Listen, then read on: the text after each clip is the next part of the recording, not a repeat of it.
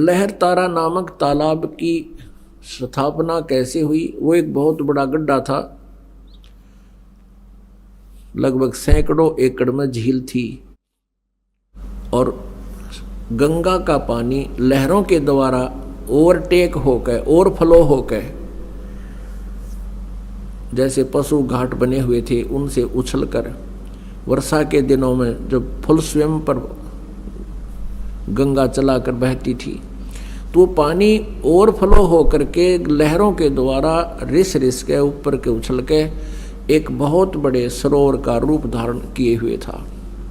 उसका जल गंगा के तुल्य ही निर्मल था। लंबी चौड़ी झील थी, झील तो नहीं कह सकते, लंबा चौड़ा सरोवर था, वो तालाब था। और अष्टानंद जी भी वहाँ एकांत स्थान पा करके स्नान किया करते थे उसी स्वच्छ जल में। उधर से नीरू नीमा पहले ब्राह्मण थे, प्रतिदिन गंगा पर स्नान करने जाते थे। गंगा में स्नान करना ब्राह्मणों ने उनको प्रतिबंध लगा दिया, मना कर दिया। तो वो भी उसी लहरतारा नामक तालाब पर स्नान करने के लिए प्रतिदिन जाया करते थे। उस दिन भी जिस दिन परमात्मा उनको मिले, वो प्रतिदिन की तरह सुबह उठकर, ये गर्मियों का मौसम, सुबह वक़्त से उठकर चल पड़ते थे। जहाँ वो रहते थे उनकी जुलाहा कॉलोनी से लगभग 4-5 किलोमीटर की दूरी पर वो लहरतारा तालाब था। प्रतिदिन वो सैर भी हो जाती थी, स्नान दोनों पति पत्नी वहाँ करके आते थे। वो भले ही मुसलमान बन गए थे लेकिन भगवान शिव को नहीं भुला पाए थे। अंदर से वो फिर भी पुकार उसी अपने इष्ट को ही सुनाते थे। उस दिन नीमा रोती हुई कह रही है, हे भगवान शिव जी, आप परम शक्ति हैं, आप देवों के देव हैं, महादेव हैं। मुझ दासी को भी एक खिलौना दे देते, आपके दरबार में भरे भंडार हैं। मुझे भी एक पुत्र दे देते, मेरा भी संसार में हिस्सा हो जाता। और दुनिया मेरे ऊपर कटाक्ष कर रही है, ना जाने क्या क्या कहकर हमें चिढ़ा रही है। ये परमात्मा आपकी दासी का जीवन सफल हो जाता। उधर से यूं कहकर वो बहुत जोर जोर से रोने लगी, बहुत हिचकी बंद गई। उधर से नीरू कहता है, नीमा, यदि हमारे भाग्य में होता तो भगवान शिव अवश्य दे देते। आयु हमारी 60 के आसपास पहुंच चुकी है, वृद्धावस्था ने दस्तक दे दिए हैं और हम अभी भी उसकी तरफ चाह कर रहे हैं। आप ऐसे रोती रहोगी, आपकी आंखें खराब हो जाएंगी। बुढ़ापे में कोई उंगली पकड़ने वाला सहारा हमारा है नहीं, पुत्र भाग्य में है नहीं, तेरी आंखें और नष्ट हो जाएंगी, तू अंधी हो जाएगी। सब्र कर, भगवान ने जो किया वो ठीक किया है। ऐसे सांत्वना देते हुए और नीमा हिचकी बंधी हुई रोती हुई, आंसू पोंछती हुई वह पहुंच जाती है लहरतारा नामक तालाब पर, जहां वो प्रतिदिन स्नान किया करते थे। पहले नीमा ने स्नान किया, थोड़ा अंधेरा रहते हैं। नीरू बाहर बैठा था किनारे पर, ऊपर पाल पर। जब नीमा स्नान करके बाहर आ गई, नीरू स्नान के लिए लहरतारा तालाब में प्रवेश कर गया और ऐसे पानी से मल कर नहाने लगा, गोते लगा लगा कर स्नान करने लगा। जो वस्त्र पहन के स्नान किया था नीमा ने, कपड़े चेंज करके वो लहरतारा तालाब में पुनः किनारे पर पहुंची उस वस्त्र को धोने के लिए। उसी समय रोशनी हो गई थी, सुबह का उजियाला शीघ्र हो जाता है। थोड़ा सा अंधेरा छटा था। सामने एक कमल के फूल के ऊपर कोई वस्तु हिलती नजर आई नीमा को। नीरू तो नहाने में व्यस्त था, मस्त था। अब नीमा को पहले तो जब देखा कि लगता है कोई सर्प फन उठा रहा है, क्योंकि परमेश्वर ने, कबीर देव जी ने एक पैर का अंगूठा मुख में दे रखा था और एक को हिला रहे थे। जैसे बच्चा लीला करता है। अब नीमा ने ध्यान से देखा तो उस पर क्या देखा कि वो तो बालक है, वो नवजात शिशु है। अब वो जोर से चिल्लाई, अपने पति से कहा कि देखियो जी, कमल के फूल पर बालक है, कमल के फूल पर बालक है। अब नीरू ने सोचा या तो कति मेंटल होगी या पागल हो चुकी है लगता है इसके। अब इसको जल के अंदर भी बच्चे दिखाई देने लगे। हे भगवान, हे अल्लाह, इसको सद्बुद्धि दो दाता। वो फिर चिल्लाई, वो कहने लगा तू चुप रह नीमा, मानती नहीं मेरी बात। या जल में कहाँ से बालक आवे थे। उसने फिर जोर से कहा कि देखना देखना वो डूबेगा बच्चा। अब जिधर वो हाथ कर रही थी, संकेत कर रही थी, उसी तरफ नीरू ने भी दृष्टि डाली तो देखा सचमुच एक बालक कमल के फूल पर। अब उसने आव देखा ना ताव देखा, एकदम आगे बढ़ा क्योंकि गहरे जल में गया और उठाकर उस बालक को कमल के फूल समेत तोड़ के ले आया, उठा लाया, अपनी पत्नी को थमा दिया। अब वो उधर से नीमा ने उस बालक को सीने से लगाया। पुण्यात्माओं, जिस परमात्मा की खोज करते करते हमने युग बीत गए और जिस परमेश्वर के गुणों को सुनकर हम गदगद हो जाते हैं और हमारे रोंगटे खड़े हो जाते हैं, उस परमेश्वर को उस प्यारी आत्मा ने पुत्रवत प्यार किया, सीने से लगा, मुंह चूम्या उस बालक रूप परमात्मा का और माथे का लावे, कभी सीने से लगावे, सौ शुक्र मनावे अपने शंकर भगवान की। अब जो सुख उस माई ने होया होगा उस भगवान के टच करने से, स्पर्श करने से, उसका अंदाजा नहीं लगाया जा सकता। हम उनके नाम से इतने गदगद हो जाते हैं, उस मालिक का गुणगान सुनकर ही हमारे रोंगटे खड़े हो जाते हैं। उस माई ने जिस परमात्मा की चाह है, सर्व सृष्टि रचनहार है, और उस मालिक को सीने से लगाया, उसको कितनी खुशी और कितना उसके शरीर के अंदर रोमांच हुआ होगा। उस सुख को वो माई ही वर्णन कर सकती है। उधर से नीरू ने सोचा कि पहले तो हम हिंदू थे, मुसलमान बना दिए, हिंदुओं से संपर्क रहा नहीं, मुसलमानों से अभी हमारी इतनी जानकारी नहीं, हमारे साथ कोई साथी नहीं है। और यदि हम इस बालक को लेकर जाएंगे और जनता को बताएंगे कि कमल के फूल पर हमें मिला, कोई विश्वास नहीं करेगा। उल्टा कहेंगे कि तुम किसी का बालक चुरा लाए हो, हमारी पिटाई भी कर लेंगे और मार मार कर हमारा हुलिया बिगाड़ेंगे और पूछेंगे बताओ किस बहन का तुम ये बालक उठा कर लाए हो,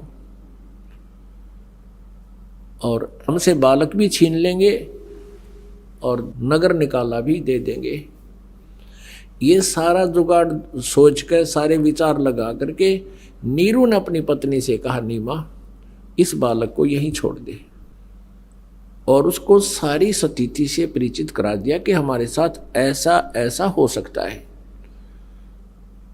तो नीमा ने कहा, जी इस बालक ने ना जाने क्या जादू कर दिया मेरे ऊपर, मैं इसको त्याग नहीं सकती, मेरे बस की बात नहीं। इसने जो मेरे अंदर अट्रैक्शन पैदा कर दी, ये मेरे बस की बात नहीं, मैं मर सकती हूं। जैसे सर्प से कोई मणि छीन ले, वो फन पटक पटक कर मर जाता है। अब इसके बिछुड़ जाने से मेरी वही स्थिति हो जाएगी, मैं नहीं त्याग सकती। नीरू ने बहुत कुछ समझाया और प्यार दिया। वो कभी अपनी पत्नी को गुस्से से नहीं बोला था, क्योंकि वो समझता था कि ये पहले बहुत दुखी है, संसार के व्यंग सुन सुनकर ये दुखी है, ये निसंतान है, ये बांझ है, पता नहीं संसार कितने प्रकार से पीड़ित करता है। वो उसको बहुत प्यार देता था। वो एक पति का प्यार भी देता था और एक पिता का भी। तो उसने उस दिन कहा कि नीमा तू बहुत जिद्दी हो गई है, मेरा नाजायज फायदा उठा रही है, मैं तेरे को आज तक कभी गुस्से से भी नहीं बोला, तो इतनी जिद्दी हो गई है कि आगा पीछा नहीं देख रही है, और ये पिछला हमारा क्या हाल हो गया है, आगे और ना जाने क्या होगा। नीमा नहीं मानी। तो उस दिन पहली बार अपनी पत्नी की तरफ उसने थप्पड़ मारने के लिए हाथ उठाया, रोते हुए, आंखों में आंसू है। तब नवजात शिशु बोलते हैं परमात्मा कि नीरू, तुम्हारे लिए मैं आया हूं, मुझे घर ले चलो, तुम्हें कोई कुछ नहीं कहेगा।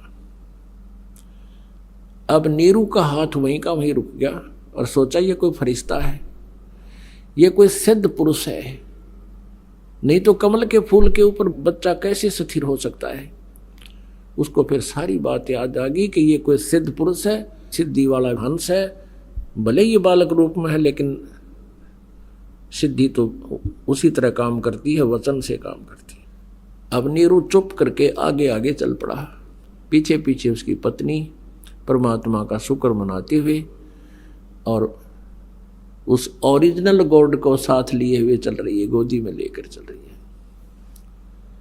उस कंप्लीट गॉड को, पूर्ण परमात्मा को गोदी में लिए हुए जा रही है। अपनात्मा ज्यों ही नगर में पता चला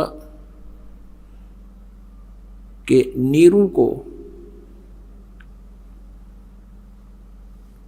लहर तारा नामक तालाब पर कमल के फूल पर एक बालक प्राप्त हुआ है,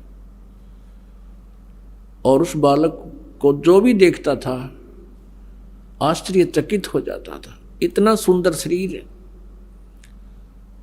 इतना कोमल शरीर, इतना हैंडसम वो बच्चा कभी कोई देखा ना सुना।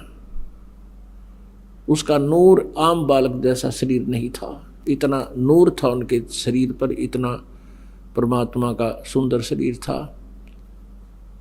तो पूरी काशी में जैसे कहते हैं दावानल फैल जाती है, जंगल की आग बढ़ जाती है बहुत तेजी से।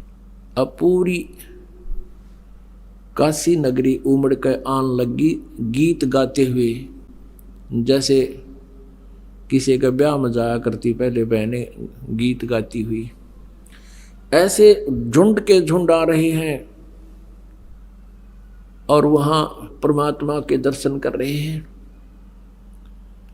कोई कुछ कह रहा है, कोई कहता ये तो भगवान शिव का स्वरूप है, कोई कहता ये तो विष्णु जी अवतरित हुए हैं, कोई कहता ये तो ब्रह्मा जैसे खूबसूरत हैं, कोई कहे ये देव है, कोई व्यक्ति कह रहा है कि ये तो कोई गण है, ये कोई भूत प्रेत है, बोलता भी है छोटा सा बच्चा। इस तरह की प्लस माइनस बातें सुनकर नीमा बहुत दुखी हो रही थी। कोई तो भूत कहे था, कोई प्रेत कहे, कोई भैरव बतावे, और कोई ब्रह्मा विष्णु महेश की आत्मा बतावे। आदरणीय गरीबदास साहिब जी ने जो परमात्मा से परिचित हुए थे, उन्होंने अपनी अमृतवाणी में परमेश्वर की वो सब लीला ज्यों की तो चित्रित की है। अनंत कोट ब्रह्मांडे का एक रति नहीं भार, ये सतगुरु पुरुष कबीरे हैं कुल के सृजनहार। अब गरीबदास साहिब जी ने परमेश्वर की आंखों देखी महिमा, बोला, लिपिबद्ध करवाया। अब उन्होंने परमात्मा के अवतरण की बहुत ही अच्छी अमृत वाणी, यानी बहुत प्यारी वाणी बोली है, वो आपको सुनाते हैं। 84 बंधन कटे किन्नी कल्प कबीर, भवन चतुर्दश लोक सब ये टूटे जम जंजीर। गरीब अनंत कोट ब्रह्मांडे में बंदी छोड़ कहाए, सो तो एक कबीर हैं जननी जने नमाए। शब्द स्वरूप साहेब धनी, शब्द सिंध सब माही, बाहर भीतर रम रहे जहां तहां सब ठाही। यानी उसी परमात्मा की अदृश्य शक्ति सभी के अंदर विद्यमान है और वो परमात्मा साकार है। गरीब जल थल पृथ्वी गगन में वो बाहर भीतर एक, पूर्ण ब्रह्म कबीर हैं अवगत पुरुष अलेख। सेवक हो के अवतरे इस पृथ्वी के माही, जीव उदाहरण जगत गुरु हो बार बार बलि जाही। अब गरीबदास साहब जी कहते हैं वो पूर्ण परमात्मा जल थल पृथ्वी गगन में बाहर भीतर एक, पूर्ण ब्रह्म कबीर हैं वो अवगत पुरुष अलेख। और वो किस उद्देश्य से यहाँ आए? सेवक हो के उतरे, एक दास बनकर कबीर दास नाम रखवाया। सेवक होकर उतरे, उतरे माने शरीर आए, गति करके आए यहाँ पर। इस पृथ्वी के माही, किस उद्देश्य से? जीव उदाहरण जगत गुरु बार बार बलि जाही। गरीबदास जी कहते हैं हम जीवों का उद्धार करने के लिए वो परमात्मा सशरीर अवतरित हुए। और कहते हैं जीव उदाहरण के लिए वो जगत गुरु, सारी पृथ्वी को ज्ञान देने के उद्देश्य से सबका गुरु बनकर, और कहते हैं उसको बार बार बलिहारी जाऊं उस परमात्मा पर जिसने ऐसी दया करी हम काल के जाल में फंसे हुए प्राणियों पर।